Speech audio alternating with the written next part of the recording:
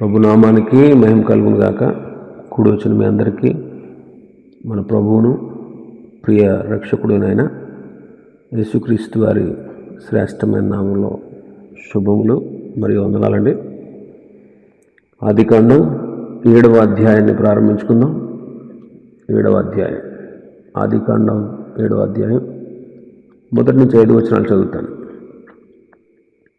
యెహోవా, ఈ తరము వారిలో నీవే నా ఎదుట నీతిమంతుడు ఏంటంటే చూచితిని గనుక నీవును నీ ఇంటి వారును వాడలో ప్రవేశించుడి. పవిత్ర జంతువులలో ప్రతి జాతి పోతులు 7 పెంటులు 7, పవిత్రములు కాని జంతువులలో ప్రతి జాతి పోతును పెంటును 2, ఆకాశ పక్షుల్లో ప్రతి జాతి మగవి 7 ఆడవి 7. నీవు భూమి అంతటి మీద సంతతిని జీవుతో కాపాడినట్లు నీ యొద్ద ఉంచుకున్నాను. ఎందుకనగా ఇంకను 7 దినములకు నేను 40 పగళ్ళు 40 రాత్రులు భూమి మీద వర్షం కురిపించి నేను చేసిన సమస్త జీవరాశులను భూమి మీద ఉండకుండా తుడిచివేయుదునని నోవహుతో చెప్పాను. తనకు యెహోవా ఆజ్ఞాపించిన ప్రకారం నోవహు యావత్తు చేశాను. 7వ అధ్యాయంలో దేవుడు నోవహుతో ఓడలో ప్రవేశించమని ఆజ్ఞాపించాడు. కాబట్టి నోవహు కుటుంబం వాళ్ళంతా 8 వాళ్ళు ఓడలో ప్రవేశించారు. పవిత్ర జీవుల్లో 7 అపవిత్ర జీవుల్లో 2 ఓడలో ప్రవేశించి అవి కూడా సురక్షితంగా ఉన్నాయి. మిగిలిన జీవకోటి యావత్తు నశించిపోయింది. 40 రాత్రులు 40 పగళ్ళు ప్రచండమైన వర్షం కురిసి మహా అగాధ జలాల ఓటలన్నీ విప్పబడడం ద్వారా, ప్రచండమైనటువంటి వర్షం కురవడం ద్వారా ఆకాశ తుమ్ములు విప్పబడి మహాపర్వతాలనేవి కూడా, పర్వతాలు అనబడేవన్నీ కూడా మునిగిపోయి జలములు విస్తరించడం ఈ అధ్యాయంలో మనం చూస్తాం.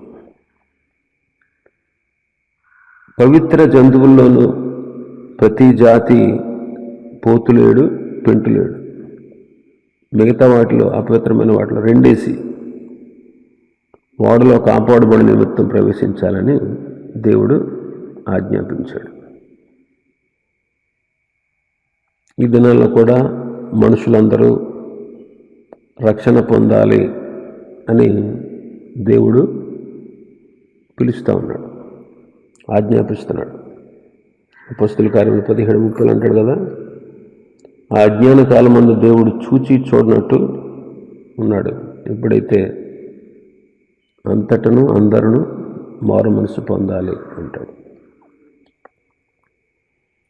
కాబట్టి దేవుని ఆజ్ఞ మారు మనసు పొందడం అనేది. అయితే ఆజ్ఞను మానవుడు అతిక్రమించకూడదు. అతిక్రమిస్తే పాపం అవుతుంది. అందుకే యోహాను గారు ఏమన్నాడు? ఆజ్ఞాతిక్రమమే పాపము అన్నాడు. మారు మనసు పొందకపోతే నశించిపోతారు అంటాడు. గలిలీలో కొందరు మనుషుల రక్తాన్ని బలులతో కలిపేశాడంట హేరోదు. ప్రభు ఆ సందర్భాన్ని శిష్యులకు వాళ్ళకు తెలియజేస్తూ, వాళ్ళందరూ గలిలీ మనుషుల కంటే పాపులు అనుకుంటున్నారా? కాదు, కానీ మీరు మారు మనసు పొందకపోతే అలాగే నశించిపోతారు అంటాడు. షిలోయములో ఒక పెద్ద గోపురం పడినందువల్ల కొంతమంది చచ్చిపోతారు. వాళ్ళని ఉద్దేశించి వాళ్ళని ప్రస్తావిస్తూ అంటారు, వాళ్ళు అక్కడ ఉన్నటువంటి వాళ్ళందరికంటే పాపులు అనుకుంటున్నారా? కాదు, కానీ మీరు మారు మనసు పొందకపోతే అలాగే నశించిపోతారు అంటాడు. కాబట్టి దేవుని ఆజ్ఞలకు లోబడి రక్షించబడి ఆనందించడం అనేది మన జీవితాలకు ఎంతో మేలు. మన జీవితాలకు ఎంతో మేలు. 7వ వచనంలో నోవహు కుటుంబం యావత్తు ఓడలో ప్రవేశించారు. 7వ వచనం చూడండి. అప్పుడు నోవహు, అతనితో కూడా అతని కుమారులు అతని భార్య, అతని కోడళ్ళు ఆ ప్రవాహ జలమును తప్పించుకున్నటకై ఆ ఓడలో ప్రవేశించిరి. నోవహు కుటుంబం యావత్తు జల ప్రవాహంలో నశించకుండా రక్షించబడుటకు ఆ ఓడలో ప్రవేశించారు. పేతురు గారు ఆ మాటలు రాస్తారు. పేతురు రాసిన మొదటి పత్రిక 3వ అధ్యాయం 19 దేవుని దీర్ఘశాంతము ఇంకా కనిపెట్టుచుండినప్పుడు పూర్వము నోవహు దినములలో ఓడ సిద్ధపరచబడుచుండగా అవిధేయులైన వారి యొద్దకు, అనగా చెరలో ఉన్న ఆత్మల యొద్దకు ఆయన ఆత్మరూపిగానే వెళ్ళి వారికి ప్రకటించాను. ఆ ఓడలో కొందరు, అనగా 8 మంది నీటి ద్వారా రక్షణ పొందిరి. 8 మంది. పేతురు రాసిన 2వ పత్రిక 2:5. మరియు ఆయన పూర్వకాలమందున్న లోకమును విడిచిపెట్టక భక్తిహీనుల సమూహము మీదకి జలప్రళయము రప్పించినప్పుడు నీతిని ప్రకటించిన నోవహును మరి 7 కాపాడాడు అంటాడు. నీతిని ప్రకటించిన నోవహును మరి 7 కాపాడాడు. కాబట్టి ఈ కుటుంబం అంతా రక్షణ పొందినట్లు మనం చూస్తున్నాం. అలాగే పరిశుద్ధ గ్రంథంలో కొన్ని కుటుంబాలు ఉన్నాయి. రాహాబు కుటుంబం. రాహాబు తన కుటుంబాన్ని అంతటినీ రక్షణలోకి నడిపించింది. వేగులు వారు వచ్చినప్పుడు నాకు నిజమైన ఆనవాళ్ళు ఒకటి ఇచ్చి వెళ్ళండి అంది. ఇప్పుడు ఆమె ప్రభునందు విశ్వాసం ఉంచింది. ఆ మాటలే వేగుల వారికి తెలియజేసింది. యెహోషువ 2వ అధ్యాయం 8వ వచనం నుంచి, ఆ వేగుల వారు పండుకొనక మునుపు ఆమె వారన్న మిద్దె మీదకి ఎక్కి వారితో ఇట్లనని, యెహోవా ఈ దేశమును మీకు ఇచ్చుచున్నాడని, మీ వలన మాకు భయం పుట్టునని, మీ భయం వలన ఈ దేశ నివాసులందరికీ ధైర్యం ఇచ్చుడునని నేను ఎరుగుదును. మీరు ఐగుప్తు దేశం నుండి వచ్చినప్పుడు మీ ఎదుట యెహోవా ఎర్ర సముద్రపు నీరును ఎలాగో ఆరిపోచేసెను, యొర్దాను తీరమునున్న అమోరీయుల 2 రాజులైన సీహోనుకును ఓగునకు మీరేమి చేసిరో, అనగా మీరు వారిని ఎలాగ నిర్మూలన చేసిరో ఆ సంగతి మేము విన్నాం. మేము విన్నప్పుడు మా గుండెలు కరిగిపోయాయి. మీ దేవుడైన యెహోవా పైన ఆకాశమందును క్రింద భూమి అందును దేవుడే. మీ ఎదుట ఎట్టి మనుషునికైనా ధైర్యం ఏమాత్రం ఉండదు. నేను మీకు ఉపకారం చేసేది కనుక మీరును నా తండ్రి ఇంటి వారికి ఉపకారం చేసి నాకు నిజమైన ఆనవాళ్ళు ఇచ్చి, నా తండ్రి, నా తల్లి, నా అన్నదమ్ములు, నా అక్క చెల్లెండ్రు, వారికి కలిగి ఉన్న వారందరూ చావకుండా బ్రతుకునిచ్చి రక్షించినట్లుగా దయచేసి యెహోవాతోడని ప్రమాణము చేయుడనను. ఆలోచించండి. రాహాబు తన కుటుంబాన్ని అంతటిని రక్షించుకుంది. దేవుని ఆశ్రయించి, ఆయన గొప్పవాడని నమ్మి విశ్వసించి, ఆయన చేయబోయే కార్యం ముందుగానే తెలుసుకుని, అని చెప్పింది కదా, ఈ దేశాన్ని మీకు ఇస్తున్నాడు, మీ వలన మాకు భయం పుడుతుంది, మీ భయం వలన ఈ దేశ నివాసులు ధైర్యం చెడిపోద్ది, తప్పక మీరు ఈ దేశాన్ని సొంతం చేసుకుంటారు తెలిసిందే ఆమెకి. మరి ఆ టైంలో శత్రువులుగా ఉన్నటువంటి వాళ్ళని చంపేస్తారా, చంపరా? ఆ చావు నుంచి తప్పించుకోవడానికి ఆమె దేవుని యందు విశ్వాసం నుంచి, నేను చావకుండా, నా కుటుంబం వాడు చావకుండా తప్పించబడినట్లు, రక్షించబడేటట్లు నాకు నిజమైన ఆనవాళ్ళు ఇచ్చి వెళ్ళండి. వాళ్ళకి ఎర్రని దారాన్ని ఇచ్చి వెళ్ళారు, ఆ కిటికీ కట్టమన్నారు. ఆమె ఇల్లు ఎక్కడుందో తెలుసా? ప్రాకారపు గోడ మీద ఉందా. ఎరుకో ప్రాకారం మీద ఉంది. ప్రాకారపు గోడలు కూలిపోయాయి, కానీ ఆమె ఇల్లు కూలిపోలే. ఒక విషయం గమనించండి, మీరు ఆ ఇంట్లో ఉండాలి, ఆ ఇంట్లోంచి బయటకు వస్తే మీ ప్రాణానికి మీరే ఉత్తరవాదులు, మాకు సంబంధం లేదు. ఆ ఇంట్లో ఉన్న వాళ్ళు ఏం చేయమని నిజమైన ఆనవాళ్ళు ఇచ్చి వెళ్ళారు.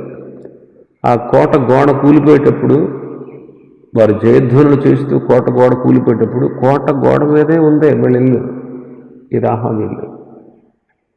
వాళ్ళు ఎంత భయపడి ఉంటారు ఆలోచించండి. అలా కూలిపోయేటప్పుడు ఏం చేయాలి వాళ్ళు? పెద్ద శబ్దం వస్తుంది కదా, పెద్ద శబ్దం వచ్చి కూలిపోయేటప్పుడు ఏం చేస్తారు యాక్చువల్గా మనమైతే ఏం చేస్తాం? బయటకు పరిగెడతాం, ఏమో మనం కూడా చచ్చిపోతాము. కానీ వారు ఆమె మాట ప్రకారం, ఆమె విశ్వాసం ప్రకారం ఆ ఇంట్లోనే ఉన్నారు. వాళ్ళు ఆమెన్న ఇల్లు కూలిపోలేదు, అక్కడ ఆ ప్రదేశంలో పడిపోలేదు. దేవుని కాపుదల ఎంత గొప్పతో చూడండి. తను ఆశ్రయించి వారిని దేవుడు అలాగ రక్షించగలడు. అలాగే తన కుటుంబాన్ని రక్షించుకుంది, రక్షణలోకి నడిపించుకుంది. అలాగే లుదియా కుటుంబం, చెరసాల నాయకుని కుటుంబం, సమాజ మందిరపు అధికారి అయిన క్రిస్పు అనే అతని కుటుంబం, స్టెఫను ఇంటివారు, వీళ్ళందరూ ప్రభు నుండి విశ్వాసం ఉంచి కుటుంబాలతో సహా రక్షణ పొందారు. నేడు మన కుటుంబాలు ఎలా ఉన్నాయి? ఒకసారి మనం ఆలోచన చేసుకోవాలి. అందరూ రక్షించబడితే ఆశీర్వాదకరం. ఒక కుటుంబంలో రక్షించబడిన వారి యొక్క బాధ్యత రక్షించబడిన వారి మీద ఉంటుంది. రక్షించబడిన వారిని దేవుడు రేపు లెక్క అడుగుతాడు, వాళ్ళ కుటుంబం కోసం, వాళ్ళ ఇంటి కోసం. కనుక మిగతా వారిని, రక్షణ పొందని మిగతా వారిని రక్షణలోకి నడిపించాలి.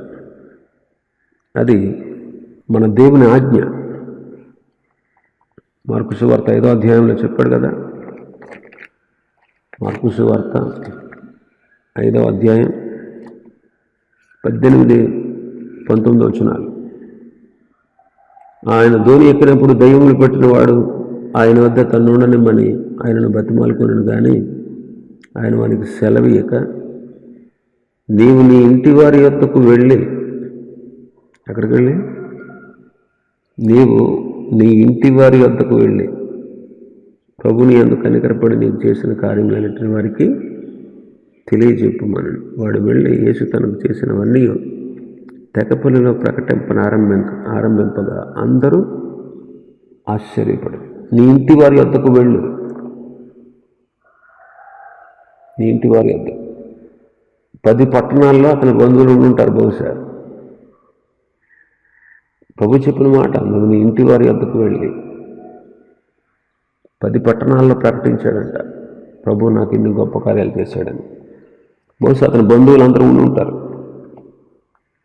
తన ఇంటి పేరటంలో ఉంటారు, తన స్నేహితులు తెలిసిన వారు ఉంటారు. వాళ్ళందరికీ తెలియపరిచాడు. అతని స్థితిగతి వాళ్ళు ఎరిగిన వాళ్ళు కాబట్టి వాళ్ళందరూ ఆశ్చర్యపడ్డారు. అవునా, మళ్ళీ బాగుపడ్డాడే అని ప్రభువుని గురించి వాళ్ళు కూడా తెలుసుకున్నారు. కాబట్టి గమనించండి, అది మన బాధ్యత. మన కుటుంబంలో రక్షణ పొందిన వారు ఎవరైనా ఉంటే వాళ్ళని రక్షణలోకి నడిపించడం అనేది మన బాధ్యత అనే విషయాన్ని మనం గుర్తుపెట్టుకోవాలి. అది దేవుడు మనకిచ్చినటువంటి ఆజ్ఞ. క్రీస్తుని గురించి మన ఇంటి వారికి సాక్ష్యం ఇచ్చి, వారి కొరకు ప్రార్థించి వారిని క్రీస్తులోకి నడిపించడం అనేది మన బాధ్యత అయింది. రెండవ విషయం, 8-9 వచనాల్లో దేవుడు నోవహుకు ఆజ్ఞాపించిన ప్రకారం పవిత్ర జంతువులను, అపవిత్ర జంతువులను, పక్షులలోను, నేలను ప్రాకు వాటన్నిటిలోను, మగది ఆడది జతలుగా ఓడలోనున్న నోవహు నొద్దకు చేరింది. దేవుడు ఆజ్ఞాపించిన ప్రకారం జీవరాశులన్నీ ఓడలో ఉన్న నోవహు దగ్గరికి వచ్చాయి. ఆ జీవరాశులు వాటంతట అవే నోవహు దగ్గరికి వచ్చినాయి. ఆ జీవరాశులన్నీ దేవుని సెలవు ప్రకారం చేరాయి.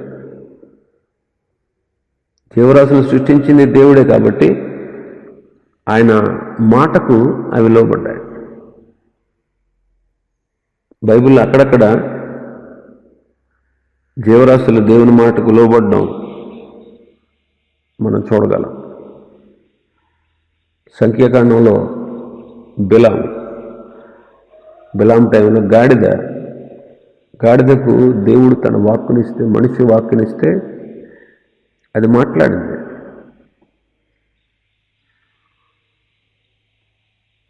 వెర్రితనంతో పరుగులెడుతున్నటువంటి బిలాము కన్నులు తెరిచింది. బిలాముకి జ్ఞానోదయం కలిగింది. ప్రవక్త యొక్క వెర్రితనాన్ని అడ్డగించింది అని ఉంటారు. ప్రవక్త యొక్క వెర్రితనాన్ని అడ్డగించింది. కాకులు ఉదయం సాయంత్రం ఏలియాకు రొట్టెను మాంసాన్ని తీసుకెళ్ళాయి. కరువులు కాకులకు పెట్టే బుద్ధి ఉంటుందా? చేతిలో లాక్కుపోతాయి కదా. అలాంటి కాకులు దేవుని మాటకి లోబడడం మనం చూస్తాం. సింహాలు, దానియేలు కాలంలో సింహములు లోబడ్డాయి. దానియేలు కాలంలో, యోనా కాలంలో పురుగు, తిమింగలం లోబడ్డాయి. యేసుప్రభుని సిలువ వేసిన టైంలో కోడి ముమ్మారు కుయ్యకముందు నీవు నన్ను ఎరగమని అబద్ధం ఆడతావు.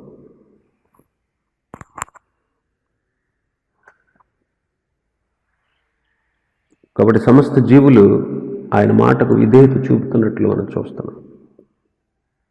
ఆయన మాట ప్రకారం జీవరాశులన్నీ కూడా వాడిలో ప్రవేశించాయి. మరి మన సంగతి ఏంటి?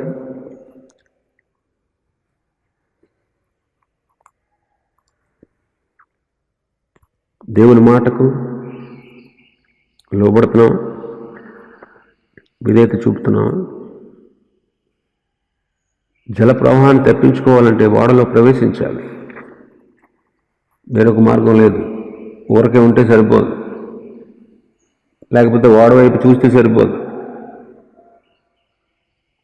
వింటే సరిపోదు, ఓడ వైపు చూస్తే సరిపోదు, లేకపోతే ఓడను కట్టడానికి నేర్పరితనంతో చక్కగా కట్టినా సరిపోదు. ప్రవేశించాలి. ప్రవేశించకపోతే ప్రయోజనం లేదు. ఆలోచన చేయండి. విన్నారు, వచ్చారా? రాలేదు, నశించిపోయారు.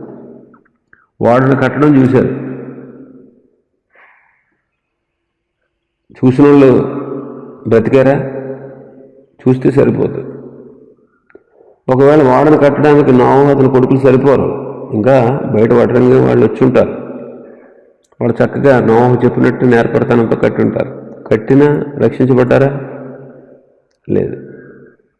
ఒకవేళ ఆ ఓడకయ్యే ఖర్చు, నోవహు గారు మీరు చాలా పెద్ద పని చేస్తున్నారు, ఇదిగోండి డబ్బులు అని ఒకవేళ ఖర్చు పెట్టుకున్నారనుకో, డబ్బులు తీసుకొచ్చి ఇచ్చారనుకో, వాళ్ళు రక్షించబడ్డారా?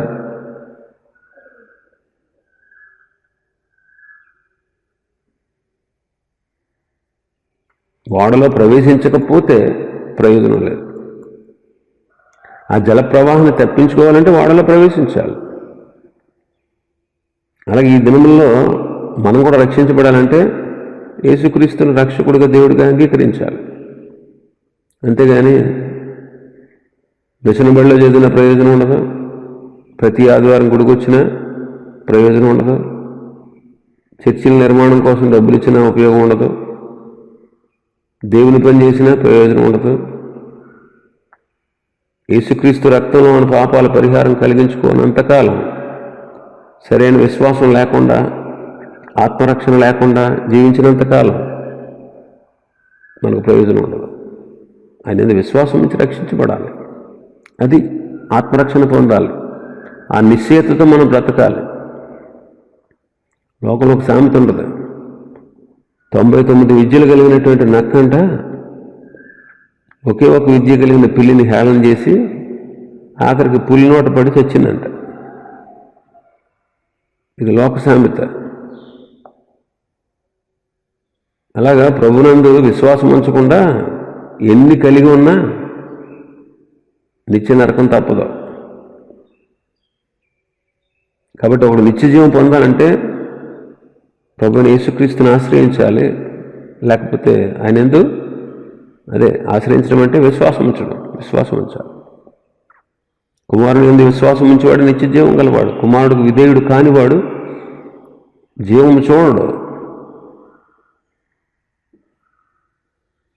నేనే ద్వారం, నా ద్వారా ఎవడైనా ప్రవేశిస్తే వాడు రక్షించబడతాడు అంటాడు యోహాను సువార్త 10:9. క్రీస్తే వాడు యొక్క ద్వారం. ఆయన ద్వారా మాత్రమే లోపల ప్రవేశించి మనం రక్షణ పొందాలి. రక్షణ పొందడం అనేది చాలా అవసరం. నామకార్థంగా మందిరానికి వెళ్ళడం, కానుకలు ఇవ్వడం, మీటింగ్స్ పెట్టడం ఇవన్నీ వేస్ట్. విశ్వాసం నుంచి రక్షణ పొందాలి. పాప పరిహారం పొంది నిత్యము ప్రభువులో సంతోషించాలి, ప్రవేశించాలి. ఓడలో ప్రవేశించకపోతే ప్రయోజనం లేనట్టు. క్రీస్తు ద్వారా మనం తండ్రి వద్దకు ప్రవేశించకపోతే, క్రీస్తును సొంత రక్షకులుగా అంగీకరించి పాపక్షమాపణ పొంది రక్షణ నిశ్చయతలోకి రాకపోతే మన జీవితాలకు ఏ విధంగా ప్రయోజనం ఉండదు. తర్వాత మనం చూస్తాం,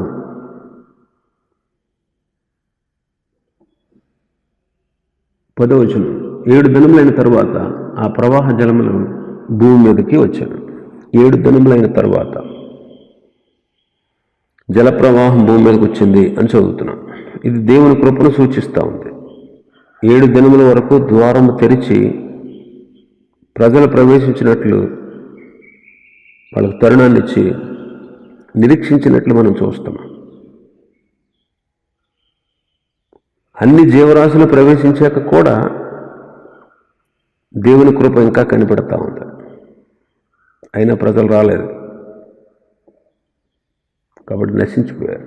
చూడండి, జీవరాశులు నోవహు తోలుకు రాలే, వాటంతట అవే వచ్చాయి.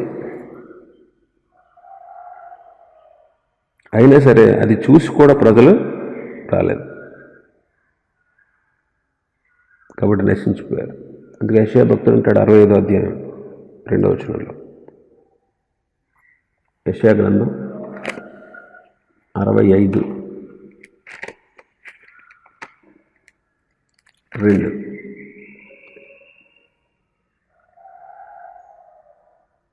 బిపాట్, లోబడిని ప్రజల వైపు తమ ఆలోచనలను అనుసరించి చెడు మార్గం అనుసరించుకుంటూ లోబడినలని ప్రజల వైపు ధనమంతయు నా చేతులు చాపుచున్నాను అంటూ. పేతురు రాసిన 2వ పత్రిక 3వ అధ్యాయం చదువుకున్నాం కదా.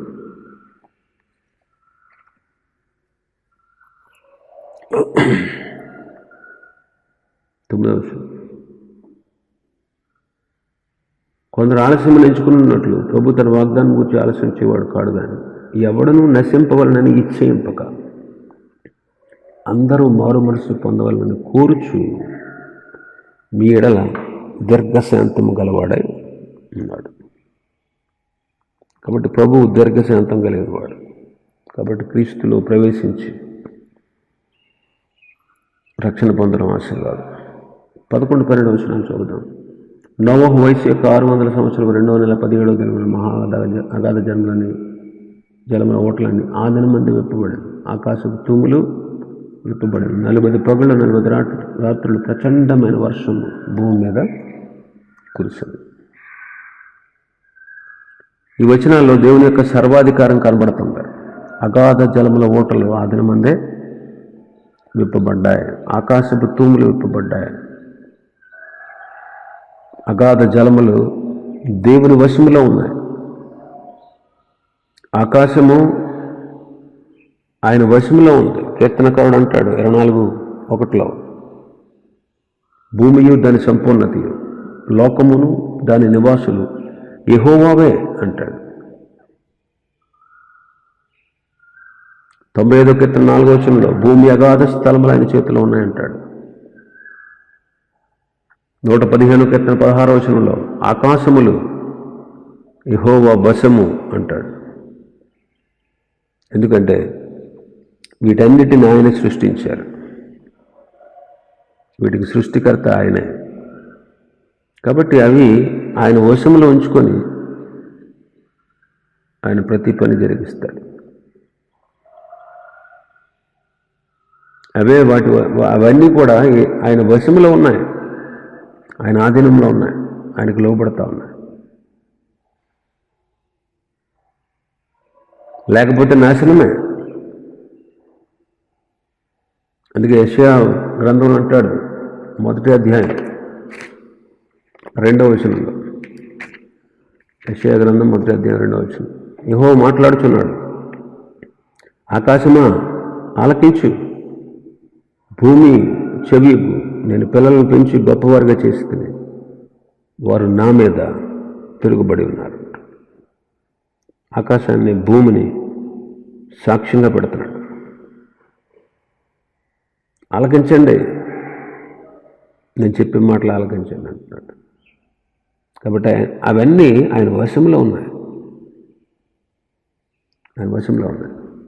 13వ వచనం నుంచి 16వ వచనం. 13వ వచనం, ఆ దినమందే నోవహు కుమారులకు షేము, హాము, యాఫెతు, నోవహు భార్య, వారితో కూడా అతని 3 కోడళ్ళు ఆ ఓడలో ప్రవేశించింది. వీరే కాదు, ఆయా జాతుల ప్రకారం ప్రతి మృగము, ప్రతి జాతి పశువు, ఆయా జాతుల ప్రకారం నేల మీద ప్రాకు ప్రతి పురుగు, ప్రతి పక్షి, ప్రతి పెట్ట ప్రవేశించాయి. జీవాత్మ గల సమస్త శరీరంలో 2 ఓడలో ఉన్న నోవహు నొద్దకు వచ్చాను. ప్రవేశించినవన్నీ దేవుడు అతనికి ఆజ్ఞాపించిన ప్రకారం సమస్త శరీరంలో మగది ఆడది ప్రవేశించిన. అప్పుడు యెహోవా ఓడలో అతన్ని మూసివేశాడు. ఓడలో ప్రవేశించిన వారిని, జీవరాశులను దేవుడే మూసివేసినట్లు చదువుతున్నాం. కాబట్టి ఇందులో భద్రత ఉంది. ఓడలో ప్రవేశించిన వారు భద్రపరచబడాలి. రక్షణ ఖాయం. ఏ విధమైన మోసం లేదు, ఏ విధమైన నష్టం ఉండదు. వాళ్ళకి తీర్పు జలములు వాళ్ళ మీదకు రావు. వారు సురక్షితంగా ఉన్నారు, వారికి శిక్ష లేదు, వారు భద్రంగా ఉన్నారు. యేసుక్రీస్తులో కూడా మనకు ఎలాంటి కాపుదల చూడగలం. ఇప్పుడు క్రీస్తు యేసునందు వారికి ఏ శిక్షా విధి లేదు అంటాడు. యేసుక్రీస్తులో మనం భద్రంగా ఉన్నాం. యేసుక్రీస్తులో మనం భద్రంగా ఉంటాం. కాబట్టి యేసుక్రీస్తుని ఆశ్రయించి ఆయన్ని అంగీకరించి ఆయన ఎందున్న వాళ్ళు ధన్యులు అవుతారు. కాబట్టి మనం క్రీస్తులో ఉన్నామా లేదా, క్రీస్తులో చేరి ఆనందించేటువంటి ఆశీర్వాద స్థితిని మనం పొందుకున్నామా లేదా మనం గమనించాలి. ఇంకా 17-18 వచనాల్లో, ఆ జల ప్రవాహము 40 దినములు భూమి మీద ఉండగా జలములు విస్తరించి ఓడను తేలజేసినందున అది భూమి మీద నుండి పైకి లేచింది. జలముల భూమి మీద ప్రచండంగా ప్రబలి మిక్కిలి విస్తరించినప్పుడు ఓడ నీళ్ల మీద నడిచెను. జల ప్రవాహాలు విస్తారంగా ప్రబలినప్పుడు ఓడ పైకి లేచి నీళ్ల మీద నడిచింది. యేసుక్రీస్తు ప్రభు కూడా నీళ్ల మీద నడిచారు. మత్తయి సువార్త 14లో చదువుతాం కదా. ఇంకా చూడండి, నీరు ఎంత విస్తారంగా ప్రబలినా ఓడ మునిగిపోలేదు. ఓడ నీళ్ల మీద నడిచింది. అంటే ఆ మహాజలములు ఓడను మునగనివ్వలేదు. ఓడ గెలిచిందనమాట. ఆ మహాజలాలని ఓడ ముంచలేకపోయింది.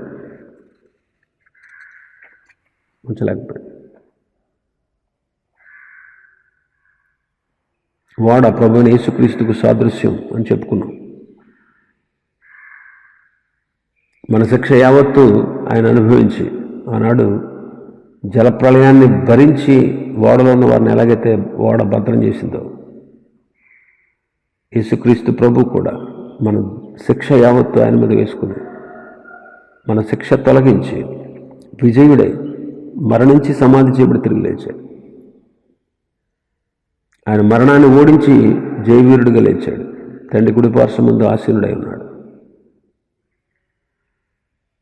పాపముల నిమిత్తం, మన పాపముల నిమిత్తం సిలువలో మరణించి నీతిమంతుడిగా పునరుత్థానుడై తిరిగి లేచాడు. కాబట్టి ఆయన మీద విశ్వాసం ఉంచిన వారు తీర్పు ఉండదు. తీర్పులోనికి రాక మరణంలో నుండి జీవంలోనికి దాటిపోతారు అంటాడు. కాబట్టి ప్రభునందున్న వారికి ఏ శిక్షా విధి లేదు. ఓడలోనికి రాని వాళ్ళు జల ప్రవాహంలో ఏమయ్యారు?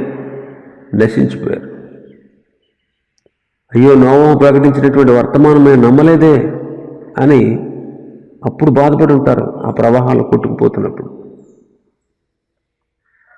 అప్పుడు సిగ్గుపడి ఉంటారు. కాబట్టి క్రీస్తు యేసులో ఎంత గొప్ప ధన్యత ఉందో మనం గమనించవచ్చు.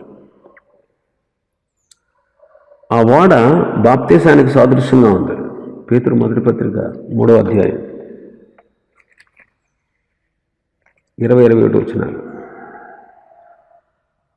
20 వచన ఆఖరిలో, ఆ ఓడలో కొందరు అనగా 8 మంది నీటి ద్వారా రక్షణ పొందిరి. దానికి సాదృశ్యమైన బాప్తిసం ఇప్పుడు మిమ్మల్ని రక్షించుచున్నది. దానికి సాదృశ్యమైన బాప్తిసం. క్రీస్తు ఆత్మరూపిగా వెళ్ళి నోవహులో ఉండి ప్రకటించాడు. పేతురు రాసిన పత్రికలో మనం చదువుతాం. ఆ ఓడలో కొందరు అంటే 8 నీటిలో మునిగిపోకుండా, ప్రవాహంలో కొట్టుకుపోకుండా రక్షించబడ్డారు. నీటి ద్వారా అనగా దేవుని వాక్యము అని మనం గమనించాలి. నీటి ద్వారా రక్షించబడ్డారంటాడు. నీటిలో కొట్టుకుపోకుండా రక్షించబడ్డారు. నీరు అంటే దేవుని యొక్క వాక్యం. దేవుని వాక్యమైన యేసుక్రీస్తు ద్వారానే మనం రక్షించబడగలం. వాక్యంలోనే రక్షించుటకు శక్తి ఉంది. యాకోబు గారు 1వ అధ్యాయం 21 వచనం అంటాడు, మీ ఆత్మను రక్షించుటకు శక్తిగల వాక్యమును మీరు సాత్వికముతో అంగీకరించండి అంటాడు.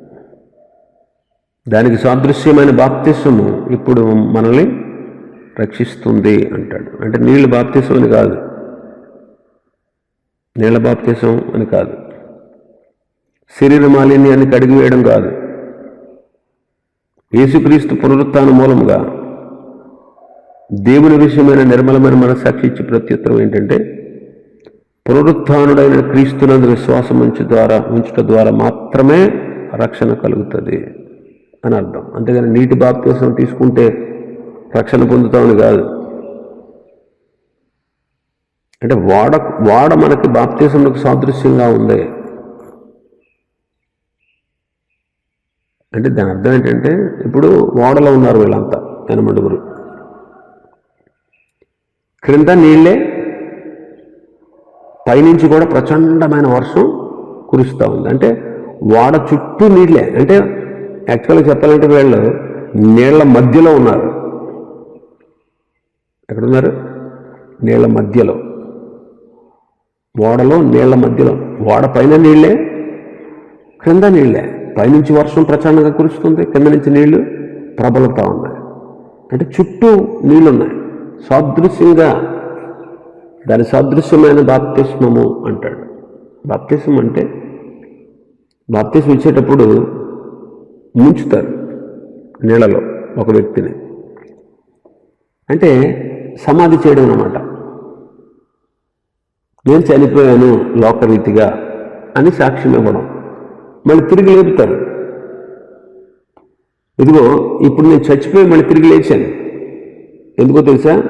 క్రీస్తు నాకు ఇచ్చినటువంటి రక్షణను బట్టి నేను తిరిగి లేస్తున్నాను. ఇదిగో ఇప్పుడు జీవిస్తున్నాను. ఇక నుంచి జీవించే జీవితం దేవుని కొరకు, యేసు కొరకు, ఆయన బిడ్డగా నేను జీవిస్తాను. అది బాప్తిస్మం యొక్క సాదృశ్యం. యేసుక్రీస్తు ప్రభు మరణించాడు, మనం కూడా ఈ లోకరీతిగా మరణించాం. ఆయన సమాధి చేశారు, మనం బాప్తిస్మం పొందుతున్నాం, మనం ముంచబడుతున్నాం. ఆయన తిరిగి లేచాడు, పునరుత్థాన శక్తి చేత మనం కూడా తిరిగి లేచాం. లోకాన్ని, పాపాన్ని, శరీరాన్ని జయిస్తూ ఇంకా బ్రతుకుతాను.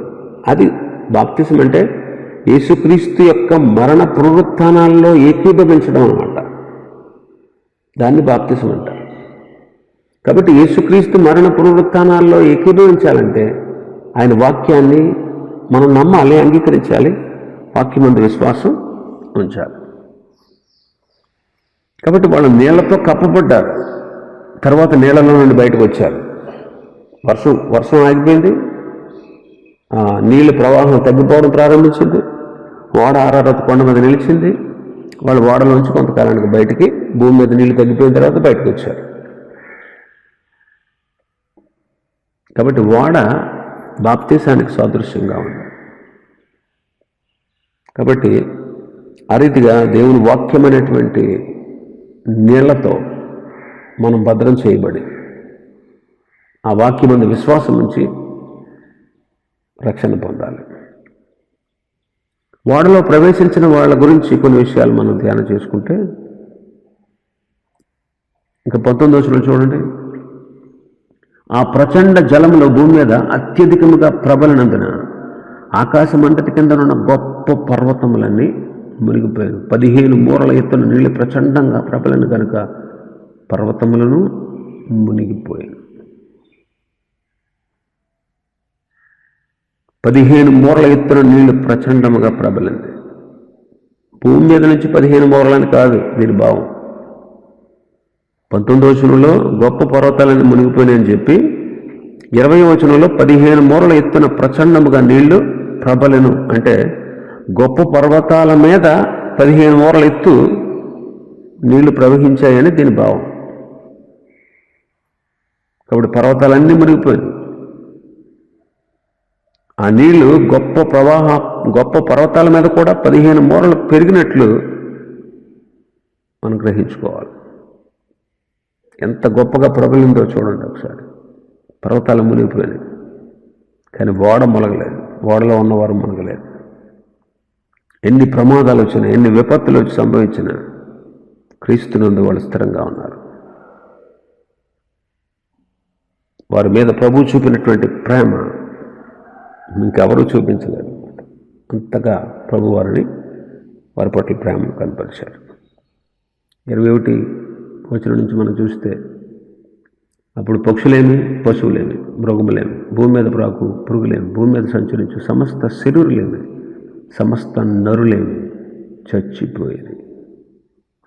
పొడి నేల మీద ఉన్న వాటన్నిటిలోనూ నాసికారంధ్రంలో జీవాత్మ సంబంధమైన ఊపిరి గలవన్నీ చనిపోయాను. నరులతో కూడా పశువులను, పురుగులను, ఆకాశ పక్షులు, నేల మీద జీవరాశులన్నీ తుడిచివేయబడిన. అవి భూమి మీద ఉండకుండా తుడిచివేయబడిన.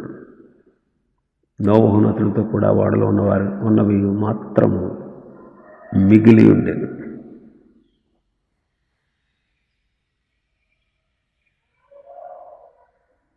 తుడిచివేయబడిన సమస్త జీవరాశులు, సమస్తమైన మనుషులు చనిపోయారు.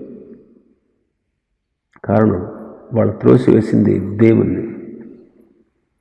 అంటే నోవహును త్రోసివేశారు, నోవహు మాటను త్రోసివేశారు, ఓడను నిర్లక్ష్యం చేశారు. మనం బాగా గమనిస్తే నోవహును పంపించి ఓడను కట్టమని చెప్పిన దేవుణ్ణి వాళ్ళు తిరస్కరించారు. ఎందుకంటే నోవహు చెప్పినటువంటి వర్తమానం దేవుడిది, ఓడ దేవుని యొక్క సంకల్పం. వారు దేవుని సంకల్పాన్ని నిరాకరించారు. ఈ దినాల్లో కూడా రక్షణ సువార్తను చాలామంది త్రోసివేస్తున్నారు. యేసుక్రీస్తు మాకొద్దు అంటున్నారు, ఆయన అంగీకరించట్లేదు. యేసుక్రీస్తును నిరాకరిస్తున్నారు. అలాంటి వారు నిత్య దండన పొందుతారు.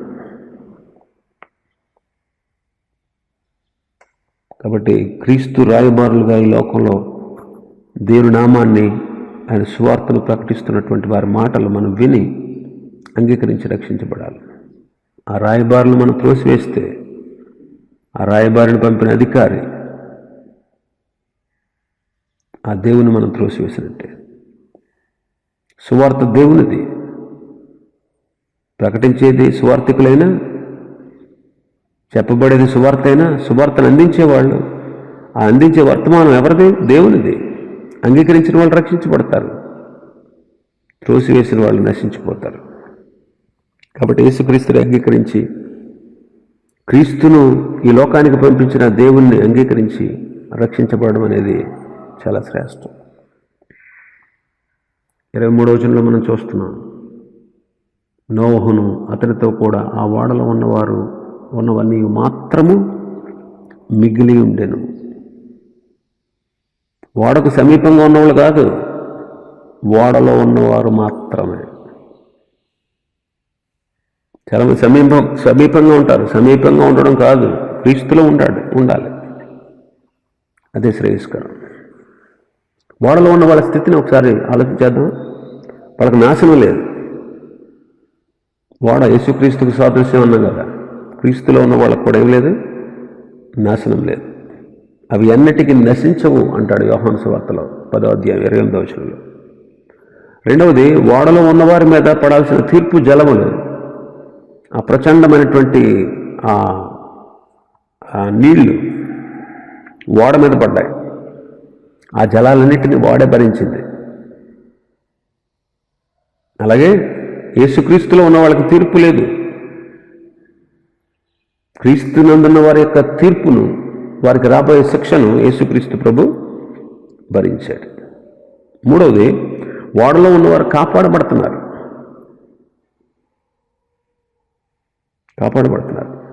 అలాగే ఈనాడు మనం కూడా క్రీస్తులో ఉన్నాం కాబట్టి దేవుని శక్తి చేత మనం కూడా కాపాడబడతాం.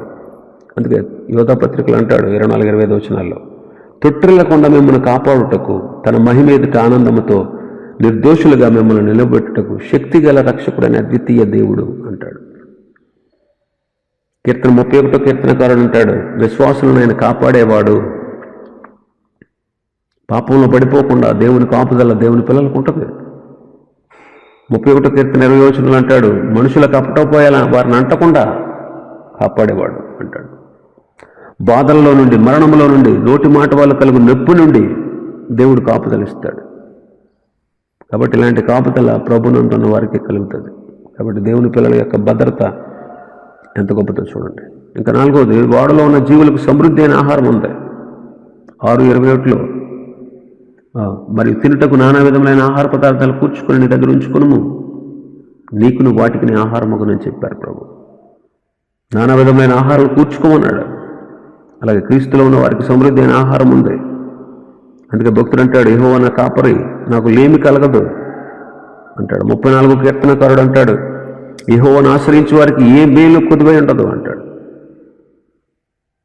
ఆ రీతిగానే ఆత్మ సంబంధమైన వాక్యం అనే పోషణ కూడా దేవుడిచ్చి మనల్ని కాపాడుతున్నాడు. ఐదవది, ఓడలో ఉన్న జీవరాశుల మధ్యలో ఐక్యత ఉంది. ప్రతి జాతిలో నుండి అన్నీ వచ్చాయి.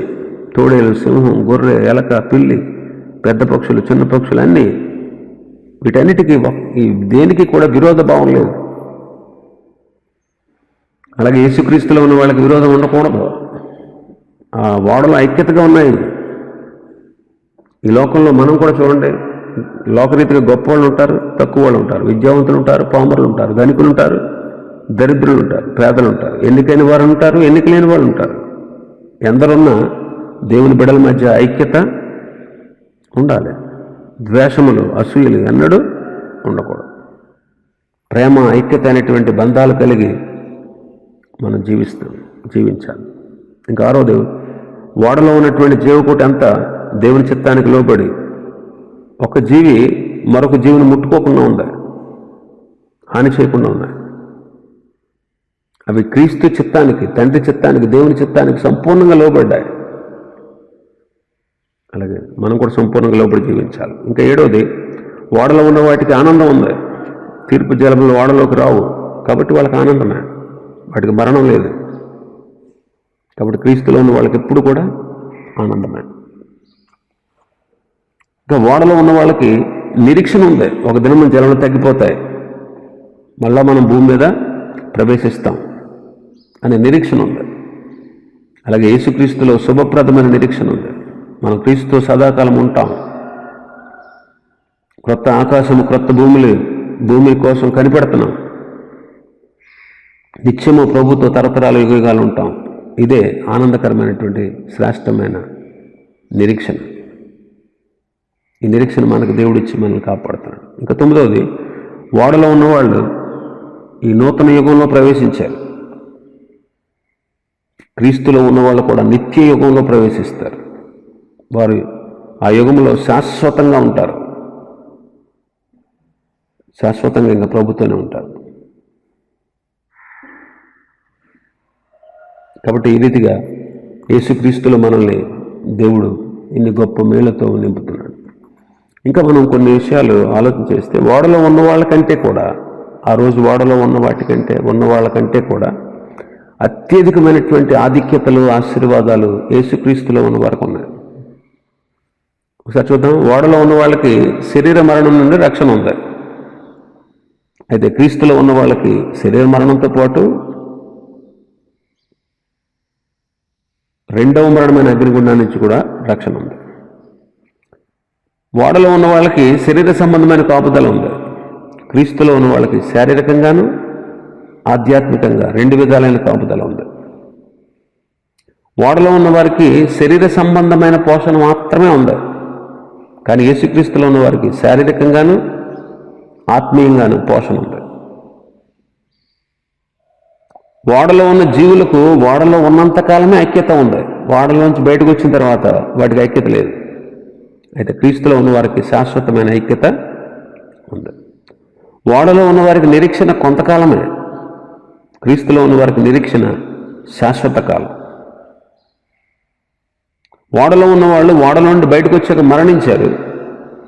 అయితే క్రీస్తులో ఉన్నవాళ్ళు నిత్య యుగములో ప్రవేశించి మరణము లేకుండా ఇంకా ఉంటారు. కాబట్టి క్రీస్తులో ఉన్న వారి యొక్క ధన్యతలు ఎంత గొప్పవో చూడండి. వారి ధన్యత ఎంత అధికమైందో. అయితే ఒక ప్రశ్న మనకి తలెత్తుతుంది. ఏంటంటే, నోవహు నిర్మించిన ఓడ 300 మూరల పొడవు, 50 మూరల వెడల్పు, 30 మూరల ఎత్తును కలిగిన ఓడలో ఈ జీవరాశుల్లో ప్రతిదీ చేరాలంటే ఈ ఓడ ఎలా సరిపోద్ది అని చాలామంది ప్రశ్నిస్తున్నారు. మూర అంటే ఆనాటి మనుషుల మూర కాదు. ఇప్పటి కొలత ప్రకారం అంట దాని పొడవు 562 అడుగులంట, వెడల్పు 93 అడుగులంట, ఎత్తు 56 అడుగులు ఉంటుందని ఒక చరిత్రకారుడు చెబుతున్నాడు. అంటే రైల్వే గూడ్స్ ఉంటాయి కదా, ఆ గూడ్స్ పెట్టెలతో మనం లెక్కిస్తేనంట ఇంచుమించు 1500 పెట్లు అంత ప్లేస్ అంట ఆ వాళ్ళలో ఉన్నది. ఇంచుమించు 1500 రైల్వే గూడ్స్ పెట్టెలంత స్పేస్ ఉంటుందంట. మరి ఆలోచించండి, 3 అంతస్తులు అది. ఆయన చెప్పింది ఏంటంటే, ఇంకా ఆయన ఎంబ్లామ్ చెడ్ అని ఆయన ఈ లెక్కలని చెప్పాడు. జీవజంతువులన్నీ కూడా 160% నీటిలో నివసిస్తాయి. అవి వాళ్ళలో చేర్చుకోలేదు. మిగతా 40%లో 25% క్రిములంట. మిగిలిన 15% మాత్రమే ఓడలో చేర్చబడ్డాయి. ఆ 15% కూడా పెద్ద జీవరాశుల సంఖ్య తక్కువ. పక్షుల్లో కానీ భూమి మీద తిరుగుబాటులో కానీ చిన్న జీవరాశుల సంఖ్య ఎక్కువగా ఉందంట. ఇలాగా మూడుగా చేశారు, 3 అంతస్తులుగా చేశారు కదా. ఆ రీతిగా ఆ లెక్కల ప్రకారం చూసుకుంటే ఆ ఓడ సరిపోద్ది. కాబట్టి ఆ ఓడ ఎలా సరిపోయింది అని ప్రశ్నించాల్సిన అవసరం లేదు. కాబట్టి గమనించండి, దేవుని ప్రజలు, దేవుని బిడ్డలు, ప్రభువుకు అసాధ్యమైనదంటూ ఏది లేదు. ఆయన సమస్తము కాపాడగలడు, చేయాల్సింది చేయగలడు. అంత గొప్ప దేవుడు మన దేవుడు. కాబట్టి క్రీస్తులో ప్రవేశించి రక్షించబడదాం. ప్రార్థన చేసుకున్నాం. కృపాసత్య సంపూర్ణుడా, ప్రేమస్వరూపినికి స్తోత్రాలు. 7వ అధ్యాయం ద్వారా మీరు మాట్లాడిన విధానం కొరకు స్తోత్రాలు. ఓడలో ఉన్నటువంటి వారు భద్రంగా ఉన్నారు. అయితే క్రీస్తులో ఉన్న మేము ఓడలో ఉన్నవారు శరీర మరణం నుంచి రక్షించబడుతున్నారు. అయితే రెండవ మరణం నుంచి కూడా మమ్మల్ని రక్షిస్తున్నారు. ఓడలో ఉన్నవారు శరీర కాపుదల ఉంది. క్రీస్తులో ఉన్న మాకు శరీరం ఆధ్యాత్మికంగా 2 విధాల కాపుదల ఉంది. ఓడలో ఉన్న వారికి శరీర సంబంధమైన పోషణ మాత్రమే, క్రీస్తులో ఉన్న మాకు శారీరకంగా ఆత్మీయంగా పోషణ ఇస్తున్నారు. ఓడలో ఉన్న జీవుల్లో ఐక్యత కొంతకాలమే, బయటకు వచ్చిన తర్వాత లేదు. అయితే శాశ్వతమైన ఐక్యతతో మమ్మల్ని నింపుతున్నారు. వాళ్ళకి నిరీక్షణ కొంతకాలమే, కానీ మాకు శాశ్వత కాల నిరీక్షణ ఇచ్చారు. ఓడ నుంచి బయటకు వచ్చిన తర్వాత మరణించారు, కానీ మేము నిత్యయుగంలో ప్రవేశించి నీతో ఉంటాం. ఎంత గొప్ప ధన్యత మీరు మాకు అనుగ్రహించినందుకు స్తోత్రాలు. ఈ మాటలన్నీ మా హృదయాలు ఫలింపచేయమని యేసు నామములో